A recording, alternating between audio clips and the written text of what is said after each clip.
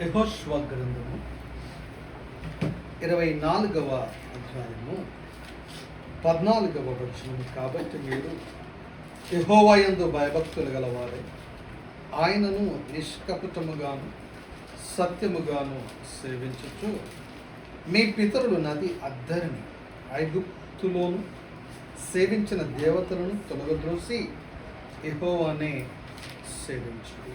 ప్రార్థన. ప్రభువా, మీ కొందనాలు చెల్లిస్తుంటున్నాం. మీరు ఇచ్చిన వాక్యమును బట్టి మీ కొందనాలు. ఈ వాక్యాన్ని మేము ధ్యానించుకుంటుండగా మాతో ప్రభువా మీరు మాట్లాడండి. వినే చెవులను గ్రహించేవారు ఆచరణలో పెట్టే మనస్సును మాకు అనుగ్రహించమని, అయోగ్యుని ఎన్నికలైనట్టు నన్ను ప్రభువా మీ సులువు చాటును మరుగుపరుచుకుని దూరగా పన్నట్టుగా వాడుకుని మీరు మహిమ పొందమని యేసు నామమున అడుగుచున్నాము తండ్రి. యెహోషువ గ్రంథము 24వ అధ్యాయము 14వ వచనము మనము చూసినట్లయితే, యెహోవాను సేవించుడి. ఈ వచనములో యెహోవాను సేవించుటలో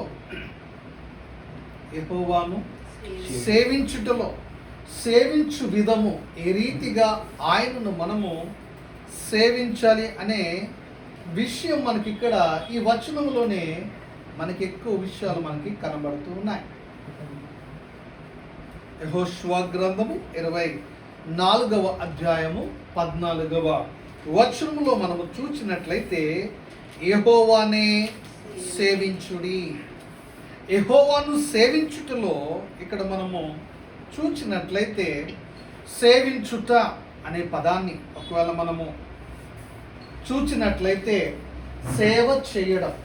సేవించుట అనగా ఏం చేయడం అటండి? సేవ చేయడం.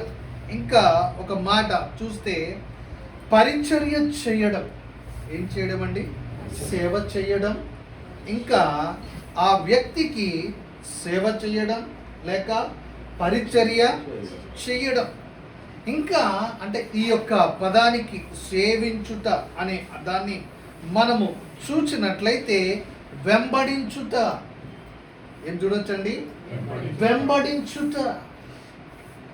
లేక ఇంకా మనము చూచినట్లయితే శిష్యరికము చేయుట. సేవించుట అనగా ఇవన్నీ కూడా ఇమిడి ఉన్నాయి. ఆ యొక్క పదానికి ఉన్నటువంటి అర్థాలు మనము చూచినట్లయితే ఏమై ఉన్నదండి? ఏమై ఉన్నది? శిష్యరికము చేయుట, లేకపోతే అడుగు జాడలలో నడుచుట. అడుగు జాడలలో నడుచుట, శిష్యరికము చేయుట, వెంబడించుట, పరిచర్య చేయుట, సేవ చేయుట. ఇవన్నీ కూడా మనం దేనిని విషయం చూస్తున్నాము? సేవించుట అనేది మనం చూస్తున్నాం. యెహోవాను సేవించుట, ఆయనని సేవించుడి అనే మాట మనం ఇక్కడ పరిశీలన చేస్తున్నాము.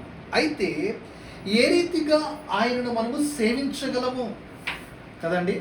ఏ రీతిగా ఆయనను మనము సేవించగలము అని ఒకవేళ మనము పరిశీలన చేసినట్లయితే, ఆ సేవించుటలో ఇక్కడ 4 విషయాలు మనకి కనబడుతున్నాయి. ఎన్ని విషయాలండి? 4 విషయాలు మనకి కనబడుతూ ఉన్నాయి. ఎన్ని విషయాలు ఏంటండి?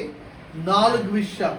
మొదటిగా మనము చూచినట్లయితే ఆయనను మనము సేవించాలా? ఏ రీతిగా మనము సేవించాలా? సేవించాల్సినటువంటి విధానము, పద్ధతి ఇక్కడ మనకి కనబడుతూ ఉన్నది. ఏ రీతిగా సేవించగలం? ఏ రీతిగా అడుగు జాడలలో నడవగలము? ఏ రీతిగా శిష్యరికము చేయగలము?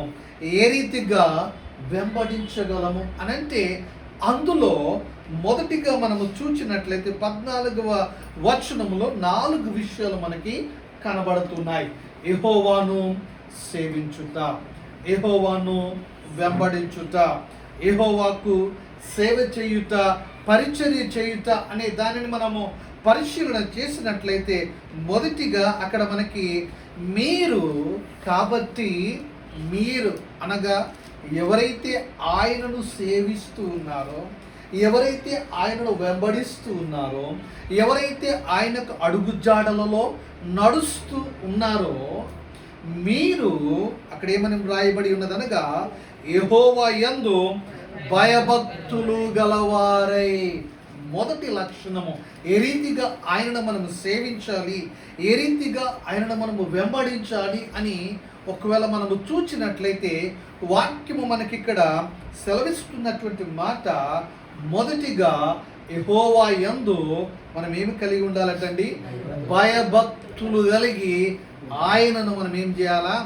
సేవించాలా, ఆయనను మనము వెంబడించాలా, ఆయనకు అడుగు జాడలలో మనం ఏం చేయాలండి? నడవాలి. ఏ రీతిగా నడవాలి, ఏ రీతిగా సేవించాలి అనగా మొదటిగా ఆయన యందు మనం ఏం కలిగి ఉండాలండి? భయభక్తులు మనము కలిగి ఉండాలి. మంచిదే, భయభక్తులు మనము కలిగి ఉండాలి. భయభక్తులు కలిగి ఉండాలి అని అంటే, భయభక్తులు కలిగి ఉంటే మనం ఏం పొందుకుంటాం? భయభక్తులు కలిగి ఉంటే మనం ఏమి పొందుకుంటాం?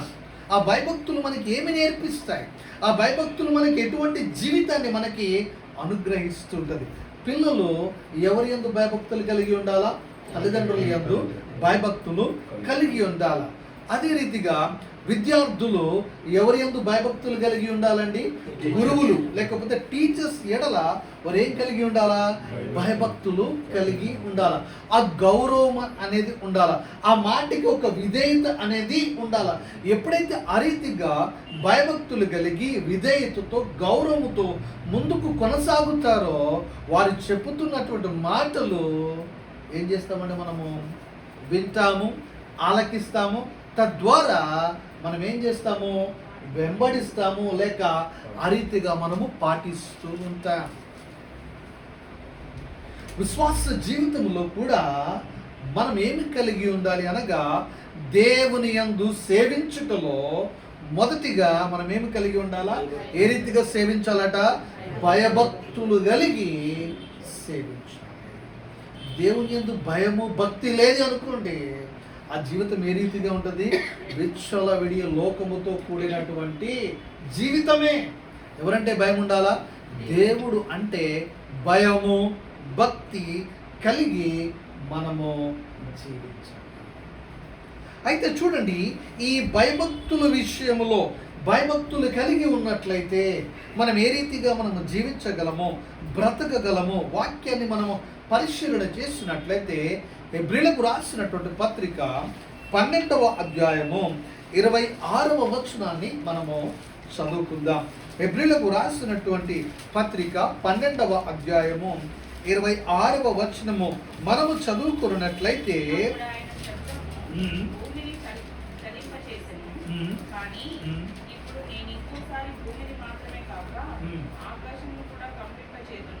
పన్నెండు 26 ఓకే చదవండి. Mm.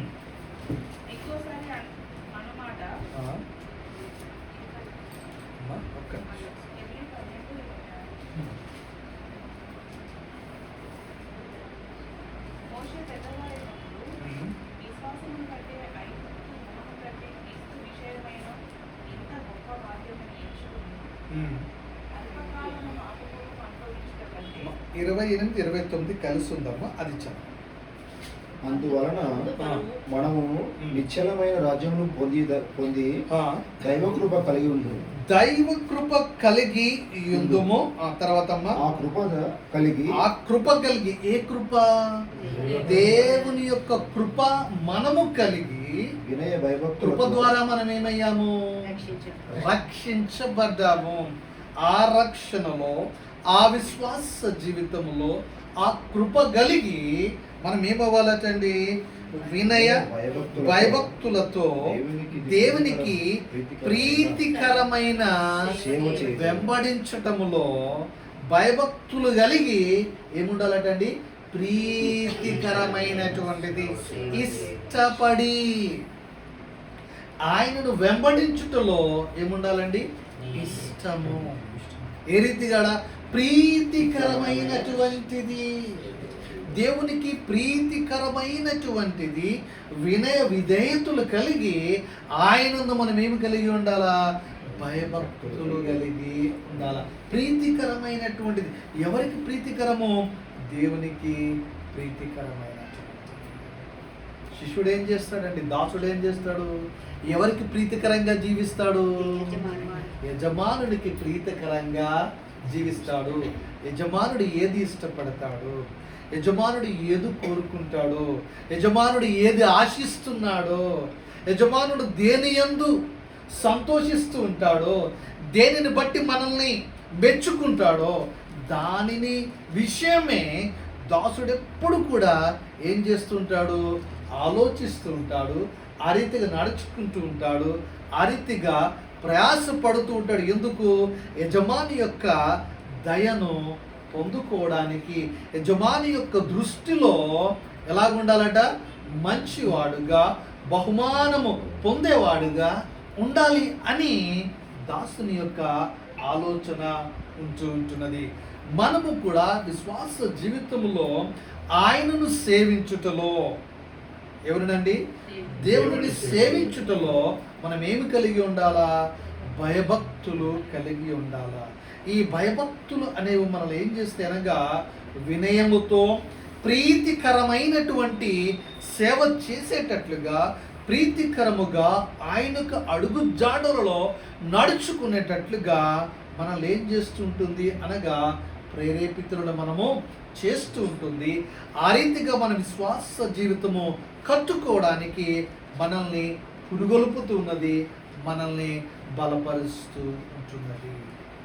కాబట్టి ఆయన యందు మనం ఎలా ఉండాలంటే మొదటిగా సేవించుటలో భయభక్తులు కలిగి, ఆ భయభక్తులలో వినయం ఉండాలండి. ఇంకా ప్రీతికరమైనటువంటి సేవలో. కాబట్టి మనం లోకములో ఉన్నటువంటి శ్రమలకు మనము భయపడాల్సినటువంటి అవసరము లేనే లేదు. అవన్నీ సంభవిస్తాయి అని ప్రభువారు ముందే మనకేం చేశారు?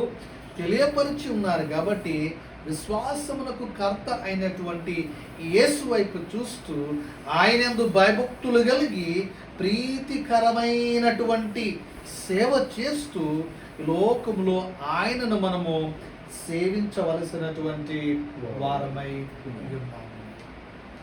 చూడండి, ఇంకా భయభక్తులు మనకి ఏమి తెలియపరుస్తూ ఉన్నాయి అనగా సామెతల గ్రంథము 16వ అధ్యాయము 16వ వచనము మనం చదువుకుందాం. సామెతల గ్రంథము 16వ అధ్యాయము 16వ వచనాన్ని మనం చదువుకుందాం.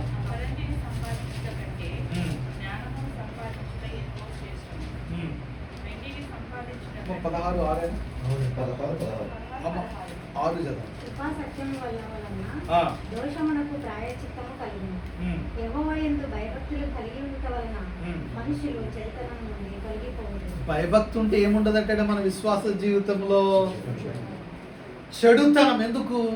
అయ్యా దేవుడు చూస్తాడేమో, దేవుడు చూస్తున్నాడు కదా, దేవునికి ఇది ఇష్టం ఉండదు కదా అంటే చెడుతనాన్ని అసహించుకునేటట్లుగా ఏది ఆ యొక్క జీవితంలోనికి మనల్ని ఏది నడిపిస్తున్నది? దేవుని యందు భయము భక్తి ఉన్నట్లయితే, దేవుని యందు భయభక్తులు మనం కలిగి జీవిస్తున్నట్లయితే మనం దేన్ని అసహించుకుంటామంట?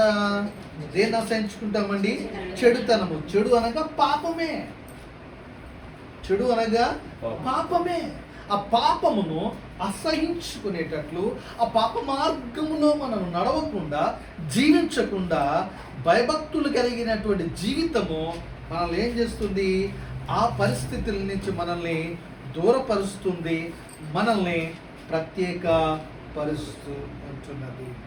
చూడండి, ఆయన యందు భయభక్తులు కలిగి ఉంటే ఇంకా మనకి ఏమి కలిగి ఉంటామో చూచినట్లయితే సామెతల గ్రంథము 14వ అధ్యాయము 27వ వచనం మనం చదువుకుందాం. ఏంటండి? జీవపు ఊట. ఎక్కడి నుంచి అండి? మరణ పాశములో నుంచి, అనగా పాతాళపు వేదనలు కానివ్వండి, మరణ పాశములు నన్ను చుట్టుకున్నప్పటికీ ఆయనందు మనము భయభక్తులు కలిగి జీవించినట్లయితే మనలో నుంచి ఏమొస్తాయటండి? జీవపు ఊట అనేది. ఆయనందు భయభక్తులు కలిగితే దేని నుంచి మనం దూరంగా ఉంటామండి? చెడుతనం నుంచి. రెండవదిగా జీవపు ఊట. ఇంకొక మాట కూడా మనం చదువుతాం సామెతల గ్రంథంలోనే 9:10 చదువుదామండి. మనం 9:10 మనం చదువుకుందాం. జ్ఞానమునకు మూలము కదండి. జ్ఞానమునకు జ్ఞానం కావాలి అని అంటే ఎక్కడ దొరుకుతుందండి? దేవుని యొద్దనే, ఇంకెక్కడ దొరకదండి. లోకంలో నాలెడ్జ్ ఉంది కానీ విజ్డమ్ ఎక్కడుంది? దేవుని దగ్గరే. కాబట్టి ఆయనందు భయభక్తులు కలిగినట్లయితే మనం ఏం పొందుకుంటాం? జ్ఞానము మనము పొందు. ఆ జ్ఞానముతో ఆయన్ని మనము వెంబడిస్తాం. ఆ జ్ఞానంతో ఆయనకు అడుగు జాడలలో మనం ఏం చేస్తాం? ఆయన మనము వెంబడిస్తూ ఉంటాం. మరొక మాట చదువుకుందాం. మన భయభక్తులు కలిగినట్లయితే మనం ఎటువంటి జీవితంలో మనము ముందుకు కొనసాగుతాం అనగా 22వ అధ్యాయం సామెతల గ్రంథము 4వ వచనము కూడా చదువుకుందాం. దేనికంటే ప్రతిఫలము వినయం. వినయం వస్తుందట. రెండోది ఏమొస్తుంది? జ్ఞానం వస్తుందండి. ఇంకేముందట? చెడుతనాన్ని మనము అసహించుకుంటాం. తర్వాత జీవపు ఊట అనేది మనము కలిగి ఉంటాం. దేనివల్ల అండి? ఎవరి ఎడలా? యెహోవా యందు ఆ రీతిగా భయభక్తులు కలిగి మనము సేవించున్నట్లయితే, ఆయన మనము వెంబడించున్నట్లయితే దేవుడు మనల్ని చూస్తాడు, మన కుటుంబాన్ని చూస్తాడు. దేవుడు ఏం చేస్తాడు? దీవిస్తాడు, ఆశీర్వదిస్తాడు. మరొక మాట కూడా చదువుకుని తర్వాత పాయింట్కి నేను వెళ్తాను. కాబట్టి ఇక్కడ యెషయా గ్రంథము 11వ అధ్యాయము 3వ వచనం మనం చదువుకుందాం. యెషయా గ్రంథము 11వ అధ్యాయము 3వ వచనాన్ని మనం చదువుతాం. ఎట్లా ఉంటుందంటే అతనికి ఎటువంటిదండి? ఇంపైనటువంటి. అందుకే దేవుడు మనల్ని ఎందుకు ఏర్పరచుకున్నాడంటే పరిమళ వాసనగా ఉంటుంటే ఆయన మనను ఏర్పరచుకున్నాడు. ఆ వాసన, ఆ ఇంపైనటువంటి సువాసన చెడుతనమును అసహించుకున్నప్పుడు కదండి మనము చూచినట్లయితే మరి జ్ఞానమునకు మూలమైనటువంటి భయభక్తులు కలిగి జీవిస్తున్న సందర్భాలలో, వినయముతో ఉన్నటువంటి సందర్భాలలో జీవపు ఊట కలిగి మనం ఎప్పుడైతే జీవిస్తూ ఉంటామో అటువంటి జీవితము ఎవరికి ఇంపైన సువాసన అండి? దేవునికి ఇంపైనటువంటి సువాసన.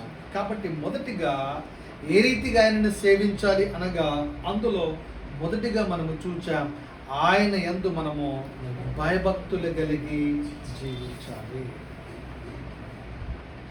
కాబట్టి మనము చూచినట్లయితే చెడుతనమును మనం ఏం చేయాలా? అసహించుకొని జ్ఞానయుక్తముగా ఆయనకు ప్రీతికరమైనటువంటి సేవ చేయవలెను, జీవించవలెను. రెండవదిగా మనము చదువుకుందాం 14వ వచనంలో. కాబట్టి మీరు యెహోవా యందు భయభక్తులు గలవారై. రెండవదిగా ఆయనను నిష్కపటముగాను. ఏంటండి? కపటము లేనటువంటి జీవితం, మోసము లేనటువంటి జీవితం కదండి. మనస్సులో దాపరికము లేనటువంటి జీవితము. ఇంకా మనము చూచినట్లయితే నిర్మలమైనటువంటి జీవితము, నిజాయితీతో కూడినటువంటి జీవితము. ఇదే జీవితం అండి, నిష్కపటమైనటువంటి జీవితము. ఆయనను సేవించడంలో ఎలా ఉండాలండి?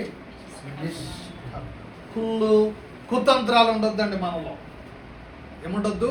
కుళ్ళు కుతంత్రాలు ఉండొద్దు. నిష్కపటము ఎంతో ప్రాముఖ్యం అండి. ఈ రోజులలో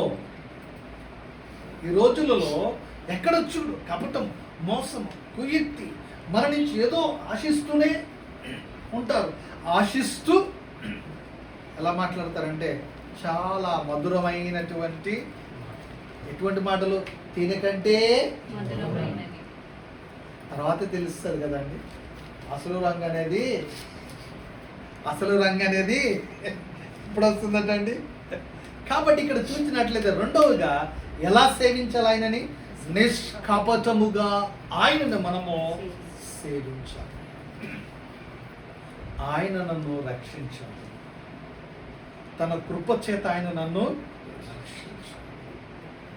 నిత్య నరకాగ్నికి పాత్రుడు అవుతున్నటువంటి నన్ను వెతికి రక్షించి నన్ను ఆయన ఏం చేశాడు, విడిపించాడు.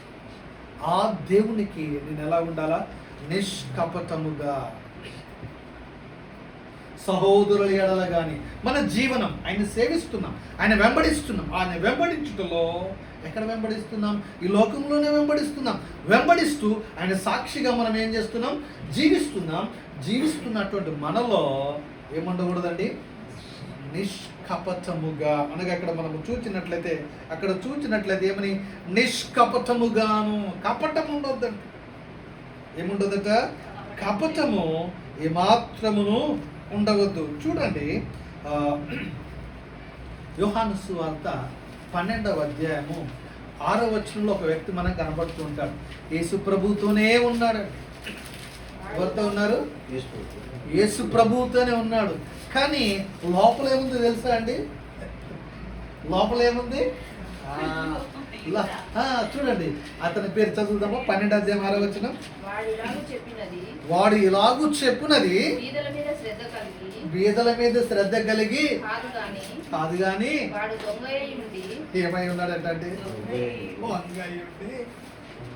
తన దగ్గర డబ్బు సంచి ఉండినందున అందులో వేయబడినది దొంగిలించుచు వచ్చెను. చూసారండి, ప్రేమతో చెప్పలేదు. ఎందుకు ఎక్కడ ఇలా వేస్ట్ చేస్తుంది కదండి, ఎందుకు ఇలాగా వేస్ట్ చేస్తుంది, దీన్ని అమ్మేసి ఇచ్చేస్తుంటే బీదలకు ఎవరికైనా పనికి వస్తుంది కదని పైకి ఏం చెప్తున్నాము, చూడండి అక్కడ మమ్మల్ని చదవండి. బీదల మీద శ్రద్ధ కలిగి కాదు. ఆ అమౌంట్ ఇక్కడ వచ్చి ఉంటే ఏమవుతుంది అంటే, యేసు ప్రభుతోనే ఉన్నాడు, యేసు ప్రభువునే వెంబడిస్తూ ఉన్నాడు. లోపల ఏముందండి, కపటము. లోపల ఏముందండి, కపటము. చూడండి, పౌలు గారు ఇంకొక మాట మాట్లాడుతూ ఇంకొక విషయం చదువుదాం. లూకా సువార్త 22వ అధ్యాయం 48వ వచనం. ఎవరి గురించి, ఇస్కరియోతు యూదా గురించి మరి ఒక మాట గురించి మనం చదువుదాం. 22:48. కపటం కదండి. ఏం చేశాడంటే వెళ్ళి కదండి, మరి ఇది అడుగు జాడల్లో నడుస్తున్నట్టేనా ఇది కదండి, ఇది అడుగు జాడల్లో నడుస్తున్నచ్చా, లేక మరి ఇది ఆయనను వెంబడించుటేనా? వెంబడిస్తున్నాడు కానీ, సేవిస్తున్నాడు కానీ లోపలేముందండి, కపటము. ఆల్రెడీ డీల్ కుదుర్చుకుని వచ్చాడు కదండి. ఏం చేశాడు, ఒక డీల్ కుదుర్చేసుకున్నాడు. వచ్చి నీట్గా ఏం చేస్తున్నాడు, ప్రభువును ముద్దు పెట్టి అప్పగించేసి. కపటం. విశ్వాస జీవితంలో ఆయనను సేవించటంలో మనం ఎలా ఉండాలట, నిష్కపటముగా మనము ఉండాలి. ఇది దేవుడు కోరుకుంటున్నాడు, ఇది దేవుడు మన నుంచి ఆశిస్తూ ఉన్నాడు. మన కుటుంబాల నుంచి, మన సంఘాల నుంచి దేవుడు కోరుకుంటున్నటువంటిది ఏమిటి అనగా, సహోదరుల ఎడల కానీ, విశ్వాసుల ఎడల కానీ, కుటుంబంలో కానీ మనం ఎలా ఉండాలంటే నిష్కపటముగా ఆయనను మనము సేవించాలి. ఇది దేవుడు కోరుకుంటూ ఉన్నాడు, ఇది దేవుడు మన నుంచి ఆశిస్తూ ఉన్నాడు. చూడండి, పౌలు గారు కూడా ఇటువంటి సందర్భంలో ముందుకు వెళ్ళారు. చూడండి, కొరింథీయులకు రాసినటువంటి 2వ పత్రిక 11వ అధ్యాయము 21వ వచనము చూడండి అమ్మా. నేను బలహీనమై ఉన్నట్టు అవమానంగా మాట్లాడుచున్నాను. ఏ విషయమందు ఎవడైనా ధైర్యం కలిగి ఉన్నాడో ఆ విషయమందు నేను కూడా ధైర్యం కలిగిన వాడను. అవివేకముగా మాట్లాడుచున్నాను సుమా. వారు హెబ్రీయుల నేనును హెబ్రీయుడనే, ఉమ్, వారు ఇశ్రాయేలీయులా, ఉమ్. నేనును ఇశ్రాయేలుడనే, ఉమ్, వారు అబ్రహాము సంతానమా, ఉమ్, నేనును అట్టివాడనే, ఉమ్, వారు క్రీస్తు పరిచారకులా, ఉమ్, వెరివాని వలె మాట్లాడుచున్నాను. ఉమ్, నేనును మరి ఎక్కువగా క్రీస్తు పరిచారకుడను, ఉమ్. మరి విశేషంగా ప్రయాసపడితిని, ఉమ్. మరి అనేక పర్యాయములు మీరు వేరే చదువుతున్నారా? 26 11, 26. అనేక పర్యములు ఉమ్. ప్రయాణములలోను, ఉమ్. నదుల వలనైన ఉమ్. ఆపదలలోను, ఉమ్. దొంగ వలనైన ఆపదలలోను, ఉమ్. నా స్వజనుల వలనైనను ఆపదలలోను, అన్యజనుల వలనైన ఆపదలలోను, ఉమ్. పట్టణములో ఆపదలోను, ఉమ్. అరణ్యములో ఆపదలోను, సముద్రములో ఆపదలోను, ఉమ్. కపట సహోదరుని వలన కపట సహోదరుని వలన ఆపదలో నుండిని. చూసారండి ఎలా అన్నాడట? కపట సహోదరుల వలన ఆపదలో ఉంటిని కదండి. ఎలాగటండి? మనం ఎలా ఉండాలా? నిష్కపటముగా ఉండాలి. కపటముతో ఒకవేళ జీవించినట్లయితే దేవుడు ఆ జీవితాన్ని ఇష్టం. మనం ఎలా ఉండాలటండి? నిష్కపటముగా మనము జీవించాలి. విశ్వాసము నిష్కపటము, సహోదరుల ఎడల నిష్కపటముగా మనము ఉండాలి. విశ్వాసములో ఎలా ఉండాలట? నిష్కపటముగా ఉండాలి. మన ఉపదేశములో, మన మాటలో. చూడండి లేఖన భాగము త్వరగా చూసినట్లయితే వీటిని నేను చూపించి నేను ముందుకు కొనసాగుతాం. తిమోతికి రాసినటువంటి 2వ పత్రిక 1వ అధ్యాయము 3 నుంచి 5 వచనాలు మనం చదువుకుందాం. తిమోతికి రాసినటువంటి 2వ పత్రికమ్మ. నా ప్రార్థనల యందు ఉమ్. ఎడతెగక నిన్ను జ్ఞాపకం చేసుకొనుచు, ఉమ్. నీ కన్నీళ్లను తలుచుకొని ఉమ్. నాకు సంపూర్ణ వందనము కలుగుటకై ఉమ్. నిన్ను చూడవలనని ఉమ్. రేయింపగలు అపేక్షించుచు, ఉమ్. నీ యందున్న నిష్కపటమైన విశ్వాసం నీ అందున్న ఎటువంటి విశ్వాసం అంటండి? నిష్కపటమైనటువంటి విశ్వాసము. జ్ఞాపకం చేసుకొని జ్ఞాపకం ఎవరు చేసుకుంటున్నారు కదండి? ఎవరిది? సహోదరులు కదండి. అనగా సహోదరులు అనగా ప్రభువును అంగీకరించినటువంటి ఆ సహోదరుని యొక్క విశ్వాసం ఎలాగుందటండి? నిష్కపటము. మన ప్రవర్తన ఎలాగుండాలా? నిష్కపటము. వెంబడించుటలో నిష్కపటము. విశ్వాసములో మనం ఎలాగుండాలా? నిష్కపటముగా మనం ఉండాలి. మన మాటలో, మన ఉపదేశములో మనం ఎలాగుండాలటండి? నిష్కపటముగా. చదువుదామా? తెస్సలోనికి రాసినటువంటి 1వ పత్రిక 2వ అధ్యాయము. తెస్సలోనికి రాసినటువంటి 1వ పత్రిక 2వ అధ్యాయము 3-4 వచనాలు మనం చదువుకుందాం. ఏలయనగా ఉమ్. మా బోధ కపటమైనది కాదు. చూసారండి? మా బోధ ఉపదేశం ఎలా ఉండాలటండి? నిష్కపటముగా ఉండాలి. అవునంటే అవును, కాదంటే కాదు. దేవుడు ఏది తెలియపరచాడో దాన్నే ఏం చేయాలా? ఉపదేశించాలా, బోధించాలి. కాబట్టి ఉపదేశం ఎలా ఉండాలంటండి? నిష్కపటముగా. ఇక్కడ మనము చూసినట్లయితే మనము కపటము లేనటువంటి కదండి, నిష్కపటముగా, కపటము లేనటువంటి మనస్సు.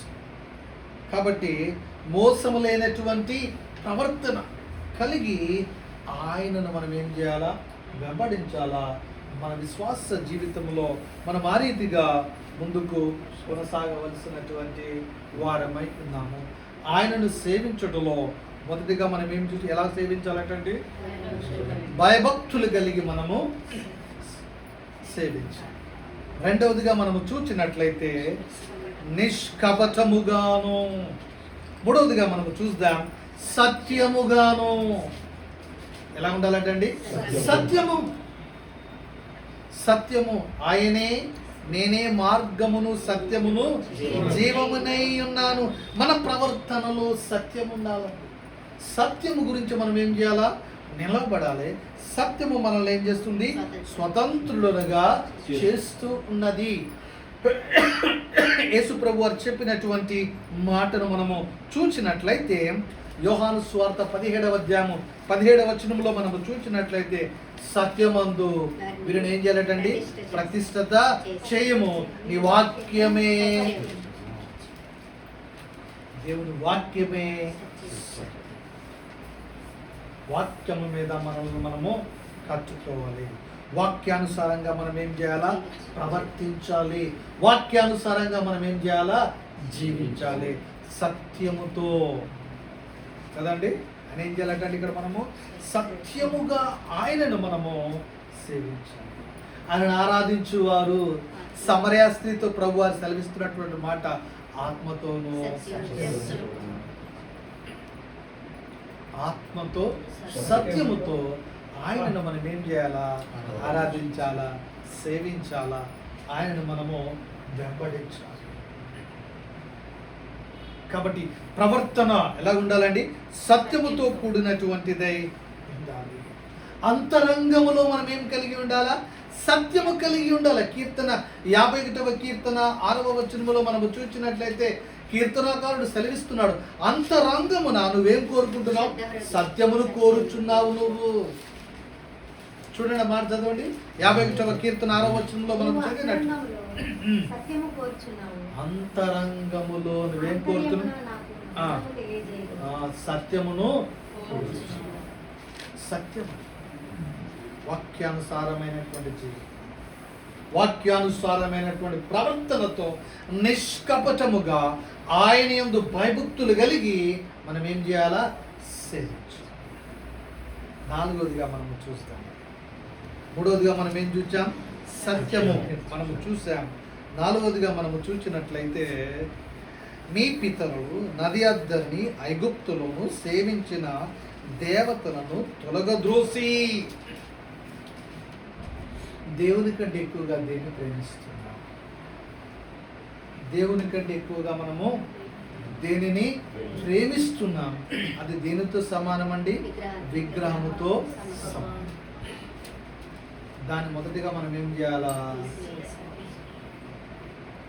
వారు ఇశ్రాయేలీయులు ఎప్పుడు వారి గురి ఎక్కడుందో తెలుసా? వెంబడిస్తున్నారు కానీ గురంత ఎక్కడుంది? గురంత ఎక్కడుంది? వెనకే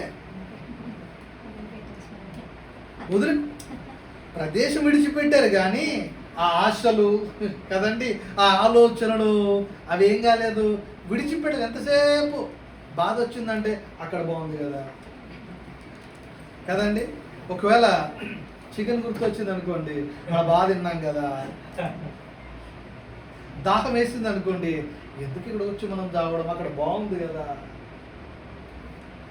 రకరకాలుగా అండి మనం కూడా అదే ఆలోచనలో ముందుకు సాగుతున్నాం. మనం అనుకుంటున్నాం వాళ్ళు అలాగన్నారని మనం అనుకుంటున్నాం కరెక్టే, కానీ మనం కూడా అదే ఉద్దేశాల్లో ఒక్కొక్కసారి ముందుకు సాగుతూ ఉంటాం. దేవుని కంటే ఎక్కువగా మనం దేన్ని ప్రేమిస్తున్నామో, దేన్ని ఆశిస్తున్నామో, దేని మీద అయితే మనసు పెడుతున్నామో అదేమై ఉన్నదండి? విగ్రహముతో సమానం. దానిని మనం ఏం చేయాలా? తీసివేసి ఆ ప్రదేశములో దేవుని మనం ఏం చేయాలా? ప్రతిష్ఠత చేసుకోవాలి. ఆ ప్రతిష్ఠత ఎప్పుడైతే మనము చేసుకున్నాం అనగా, చూడండి, దురభ్యాసాలు ఒకేలా ఉన్నవా? శరీర కోరికలు, శరీరేచ్ఛలు మనలో ఉంటున్నవా? వాటిని మనం ఏం చేయాలా? వాటిని మనము తీసివేసుకోవాలా. సంపూర్ణమైనటువంటి జీవితంలోనికి మనము ఎదగాలి. అప్పుడే మనం సంపూర్ణంగా జీవించగలుగుతాం. సంపూర్ణమైనటువంటి జీవితంలోనికి మనము ముందుకు సాగుతుంటాం. ఇప్పుడు మనము క్షమించబడ్డాం. ఒక ప్రశ్న వేసుకున్నాం, రక్షణ పొందుకున్నాం కదండి. రక్షణ పొందుకుని పరిశుద్ధులంగా, పవిత్రులంగా లోకంలో మనం ముందుకు సాగగలుగుతున్నామా? జీవించగలుగుతున్నామా? కాబట్టి మనం ఏం కావాలా? సంపూర్ణులము మనము కావాలా. పరిపూర్ణతలోనికి మనము వెళ్ళాలి. ఆయన పరిపూర్ణుడు, మనలను పరిపూర్ణులుగా ఆయన మనలను మార్చుతాడు. ఆయన పరిశుద్ధుడు, మనను పరిశుద్ధులనుగా మార్చుతాడు. ఆయన పవిత్రుడు, కాబట్టి మనలను ఏం చేస్తాడు? పవిత్రుడుగా ఆయన మనలను మార్చుతాడు. ఆయనలో ఏ కపటము ఏమీ లేదు. ఆయన మనలను నిష్కపటులుగా ఆయన మార్చే దేవుడై ఉన్నాడు. కాబట్టి ఎప్పుడైతే మనము ఆయనందు భయభక్తులు కలిగి, రెండవదిగా నిష్కపటముగా, సత్యమనగా వాక్యములో మన యొక్క ప్రవర్తన ప్రతిష్ఠిత చేసుకుంటూ దేవుని కంటే ఎక్కువగా మనము దేన్ని ప్రేమిస్తున్నామో దాన్ని తీసివేసి ఎప్పుడైతే మనము వెంబడిస్తామో కదండి, తద్వారా మనం ఏం పొందుకుంటాం తెలుసా అండి?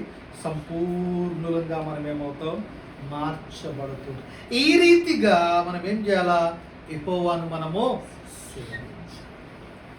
చూడండి అక్కడ మాట్లాడుతున్నాడు, ఏమంటున్నారు అక్కడ? మొదటిగా యెహోవా యందు భయభక్తులు గలవారై ఆయనను నిష్కపటముగాను సత్యముగాను సేవించుచు, తర్వాత అండి, మీ పితరులు నది అద్దరిని ఐగుప్తులోను సేవించిన పాత జీవితము, నది దాటి వచ్చారు కదండి. మన పాత జీవితమును క్రీస్తులో మనం వేసాం, సిలువ వేసేసాం. కాబట్టి నూతన పరచబడినటువంటి జీవితంలో మనం ఏం చేయాలి? సంపూర్ణముగా ఈ లోకంలో ముందుకు సాగవలసి ఉంటున్నాం. కాబట్టి సంపూర్ణంగా మార్చడానికి ఆయన మనల్ని ఏం చేశాడు? పిలుచుకున్నాడు. కాబట్టి రాత్రికాల సమయంలో మనలో మనం పరిశీలన చేసుకుందాం, పరీక్షించుకుందాం. ఏ రీతిగా ఆయన మనం సేవిస్తున్నాం, ఏ రీతిగా ఆయన మనము వెంబడిస్తున్నాం. ఈ 14వ వచనంలో 4 విషయాలు మనము పరిశీలన చేశాం.